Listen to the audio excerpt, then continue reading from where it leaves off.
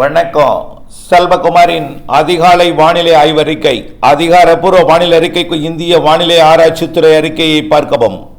2026 ஜனவரி 17 சனிக்கிழமை அதிகாலை நிலவர வானிலை பதிவு. வானிலை அமைப்பு. அரபிக்கடலில் கேரள கடலோரம் புதிய காற்று சுழற்சி உருவாகியிருக்கிறது. இந்த புதிய காற்று சுழற்சி கேரள கடலோரத்தில் தொடர்ந்து மழை பொழிவை கொடுத்து கொண்டிருக்கும். தற்பொழுது மழை தொடங்கி இருக்கிறது. இது நாம் ஏற்கனவே அறிவித்திருந்தோம். அடுத்தபடியாக வங்கக்கடலில் ஒடிசா கடலோரத்தை ஒட்டிய நிலப்பகுதிக்கு மேல் உயரழுத்தம் நீடிக்கிறது. இந்த உயரழுத்தம் அப்படியே குடைபோல் இறங்கி தமிழ்நாட்டின் கரையோரம் வரைக்கும் வருகிறது. இதனால் குளிர் மூடு பனிப்பொழிவு இன்றைக்கு இருக்கு. ஆனால் கடந்த 2 தினங்களுக்கு முன்பு இருந்ததை விட குறைவாக இருக்கும் என்று சொல்லியிருந்தோம். இன்றைக்கும் நேற்றைக்கும் குறைவாக இருக்கிறது. வானம் மேகம் சூழ்ந்து காணப்படும். கொஞ்சம் கிழக்கு திசையிலிருந்து, அதாவது இமயமலை பகுதியிலிருந்து வரக்கூடிய காற்று வங்கக்கடலில் இருந்து கொஞ்சம் நீராவி காற்று எடுத்துக்கொண்டு ஏறுகிறது. இது கொஞ்சம் மேகமூட்டத்தை ஏற்படுத்துகிறது. அதிகாலை மேகமூட்டம் தான். காலையில் இருக்கலாம். கொஞ்சம் டெல்டாவோட வேதாரண்ய பகுதியிலலாம் கொஞ்சம் மேகமூட்டம், ஒரு 2 தூறல் துளி கூட விழலாம். அது மழையாக மாறாது, கருமேகங்கள் சூழும், அவ்வளவுதான். மூடுபனிப்பொழிவு நாளை உண்டாகிறது. மீண்டும் அந்த உயரழுத்தம் சற்று தெற்கு நோக்கி நகர்ந்து தெற்கு ஆந்திர பிரதேசத்தோட மத்திய பகுதி இந்த இடங்களில் அமையும் என்று எதிர்பார்க்கப்படுகிறது. நாளை மூடுபனி, அடர் மூடுபனி நாளை ஞாயிற்றுக்கிழமை அதிகாலை ஏற்படும். அதாவது நாளை 18ஆம் தேதி. அதான் அதோடு முடிஞ்சிடும் மூடுபனி. அதுக்கப்புறம் கொஞ்சம் கொஞ்சமாக கிழக்கு காற்று வர தொடங்கும். 19, 20, 21, 22 மூடுபனி என்பது விலகி குளிர்பனியாக மாறும். கிழக்கு காற்று 23ஆம் தேதி தான் முழுமையாக வரும். இருந்தாலும் அரபிக்கடலில், அதாவது கேரள கடலோரம் உருவாகி இருக்கக்கூடிய காற்று சுழற்சி இமயமலை பகுதியிலிருந்து காற்றை, அதாவது நேரடியாக ஈர்க்க வழித்தடம் இடையில உயரழுத்தம் இருக்கு. அது வழித்தடமாக அமையாது. இடையில இடைமறித்து கொண்டிருக்கிறது உயரழுத்தம். அதனால இமயமலையிலிருந்து மேற்கு வங்கம் மற்றும் வங்கக்கடல் வழியாக தமிழ்நாடு ஏறக்கூடிய, இலங்கையில் கொஞ்சம் கூடுதலாக ஏறக்கூடிய காற்று கொஞ்சம் குளிரை கொடுக்கும். கேரளாவில் மழையை கொடுக்கும். 21ஆம் தேதி வரைக்கும் தான் இந்த குளிரும். 22, 23 கிழக்கு காற்று வரும். கொஞ்சம் மேகமூட்டத்துடன் கூடிய குளிர் இருக்கும். அதாவது மழை காலத்தில் இருக்கிற குளிர் போல ஒரு குளிர் இருக்கும். 21, 22 தேதிகளில். 23ஆம் தேதியும் கொஞ்சம் மேகமூட்டம்லாம் நிறைய வந்துடும், குளிர் இருக்கும். ஆக மழை எப்போ பாருங்க, நல்லா புரிஞ்சுக்குங்க. நாளை மூடுபனி. கேரளாவில் மழை இருந்துகிட்டே இருக்கும். கேரள கடலோரத்தில் கொஞ்சம் கொஞ்சமாக மேக உற்பத்தி ஆகும். குளிரோடு இணைந்த மேகமூட்ட வானிலை 21ஆம் தேதியிலேருந்து இருக்கும். 22 வரைக்கும். 23 அதிகாலையும் மேகமூட்டம், கருமேகமூட்டம், கடுமையான மேகமூட்டமாக அங்கே மாறிவிடும்.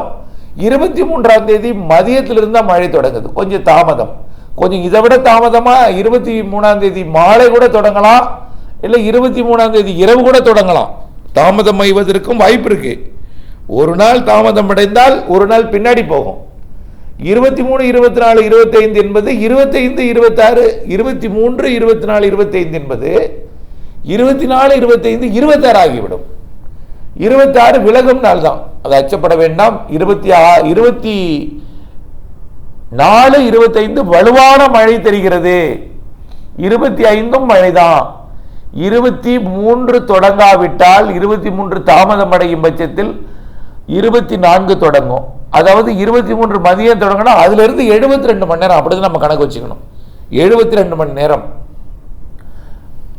3 நாள் 24 மணி நேரம். ஆக 24, 25, 26, 23, 24, 25 இதுதான் இப்போ கேள்வி. 72 மணி நேரம் எப்படி அமைகிறது என்பதை பார்ப்போம். பெரும்பாலும் 23 மாலை அல்லது இரவு தான் வரும்போது தெரிகிறது, தொடக்கும் போது தெரியுது. அப்ப 26 மழை இருக்க வாய்ப்பு இருக்கிறது. சரி, இந்த மழை எங்கே பொழியும் அப்படிங்கிறத பார்க்கணும். இதில் படங்கள்லாம் நிறைய நினைச்சிருக்கேன், அதை பொறுமையாக பாருங்க. படம் 1 பார்த்தீங்கன்னா நாளைக்கு மூடு பனி கொடுக்கக்கூடிய அந்த உயரடுத்த வானிலை படம். படம் 2 பார்த்தீங்கன்னா அடுத்ததாக வரக்கூடிய நிகழ்வு கிழக்கு காற்றை கொண்டு வந்து ஏற்றுவது எப்படி ஏற்றுதுன்னு பாருங்க. அதில் பாருங்க வளிமண்டல வலுவான சுழற்சி தாழ்வு சுழற்சியை பாருங்க தமிழ்நாடு கொண்டு வந்து ஏற்றும். தமிழ்நாடு வந்து ஏறும். தமிழ்நாட்டோட வடகடலோரம் வரைக்கும் நிகழ்வு எங்க இருக்கும்? நிகழ்வு இலங்கையில் இருக்கும். இலங்கையில் இருந்து கொண்டு கிழக்கு காற்றை ஏற்றுவது சென்னை வரைக்கும் ஏற்றுவதற்கான வாய்ப்பு இருக்கு. சென்னை அதையும் தாண்டி நெல்லூர் வரைக்கும். எதற்காக இப்படி நடைபெறுதுன்னா இமயமலைக்கு 23ஆம் தேதி மேற்கத்திய இடையூறு வரப்போகிறது. அது என்ன மேற்கத்திய இடையூறுனா வெஸ்டர்ன் டிஸ்டர்பன்ஸ் இடையூறு. அது ஒரு தாழ்வு பகுதி இமயமலைக்கு வருது. மத்திய தரைக்கடல் பகுதி வழியாக அது அப்படியே ஈரான் ஈராக் வழியாக ஆப்கானிஸ்தான் பாகிஸ்தான் வழியாக இமயமலையோட காஷ்மீர் பகுதிக்கு வருது. அது அப்படியே இமாச்சல் பிரதேசம் அதுக்கு தெற்கே இருக்கக்கூடிய மாநிலங்கள் டெல்லி வரைக்கும் கூட மழை பொழிவை கொடுப்பதற்கு சாதகம் இருக்கு.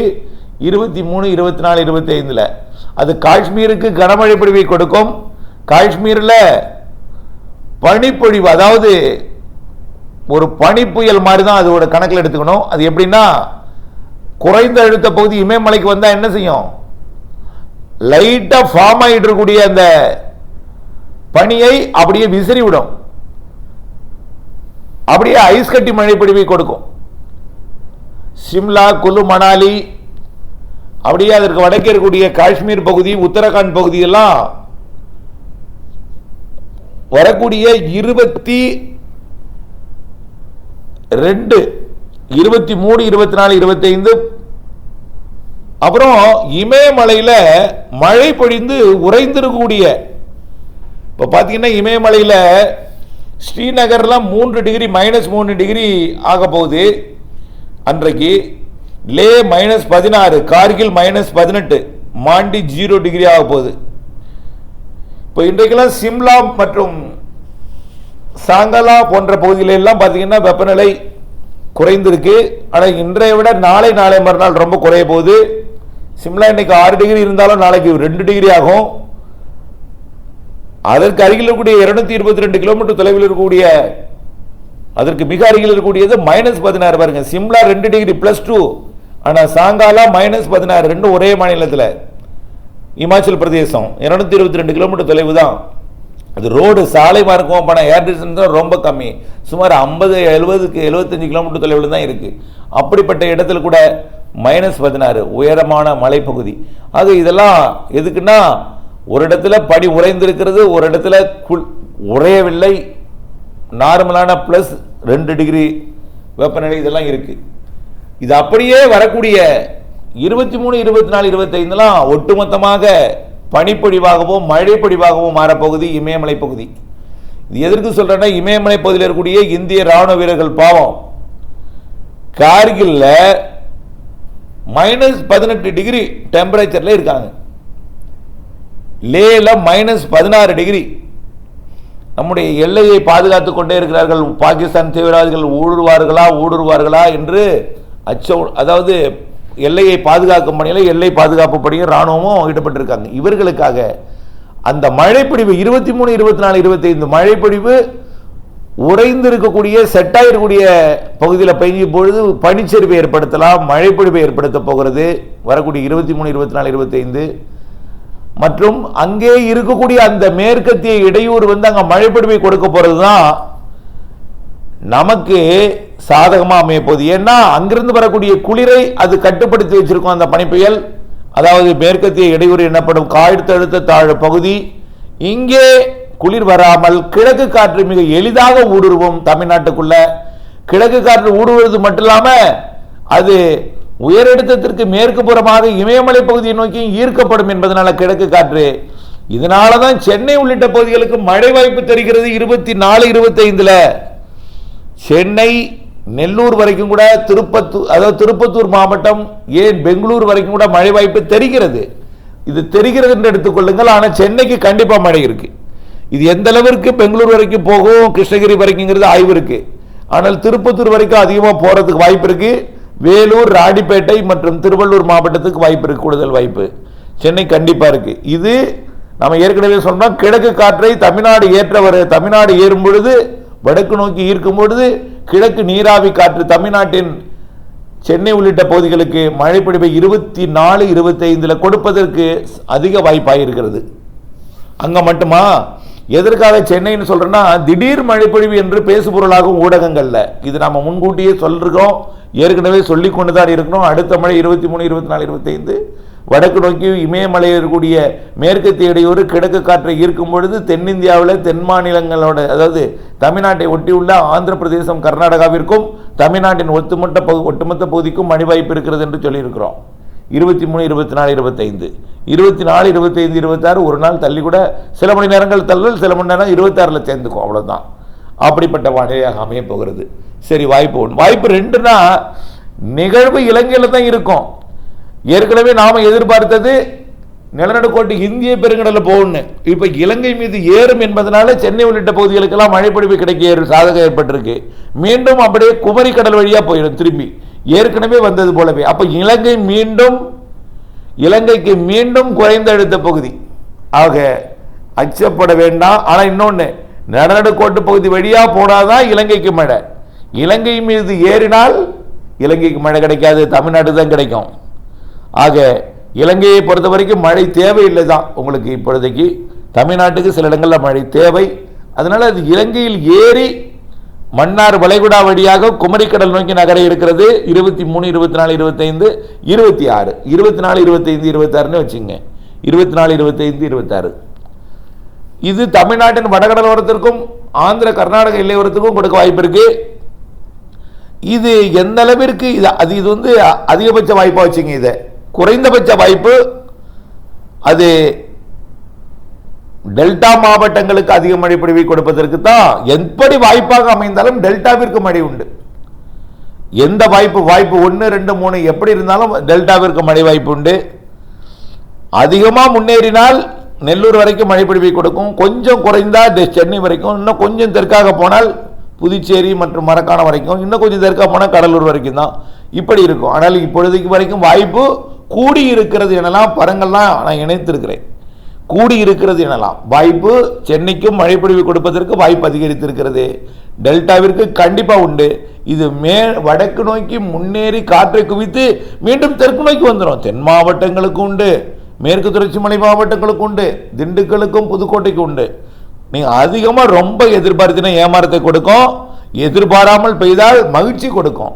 அதனால நிகழ்வு என்பது இன்னும் வங்கக்கடலுக்கே வந்துதான் அது தமிழ்நாட்டை நெருங்க போகுது. கிழக்கு காற்றை 3 நாள் குவிக்க போகிறது. 3 நாளுக்கு நல்ல மழைப்பொழிவை கொடுக்க போகிறது. இந்த நாள் எந்தெந்த மாவட்டங்களுக்கு நிறைய மழைப்பொழிவை கொடுக்கும் என்பதை பார்ப்போம். ஆனால் ஒட்டுமொத்த தமிழ்நாட்டுக்கே இதுல மழை தெரிகிறது. ஒட்டுமொத்த தமிழ்நாட்டுக்கே இது மழை தெரிகிறது. கேரளாவிற்கு கண்டிப்பாக தெரிகிறது. கேரளாவில் ஒரு காற்று சுழற்சி உருவாகி இருக்கிற காரணத்தினால கிழக்கு காற்று மேற்கு நோக்கியும் பயணித்து மேற்கு மாவட்டங்களுக்கு மழை பொழிவு கொடுப்பதற்கு வாய்ப்பு தெரிகிறது. ஆக வாய்ப்பாக எடுத்துக்கொண்டு அப்டேட்ஸோட இணைந்திருந்து நீங்க உங்களுடைய பணியை திட்டமிடணும். ஆக இப்படித்தான் இனிமேல் எதிர்கால வானிலை என்னோட அறிக்கை இருக்கும். அதே போல தென்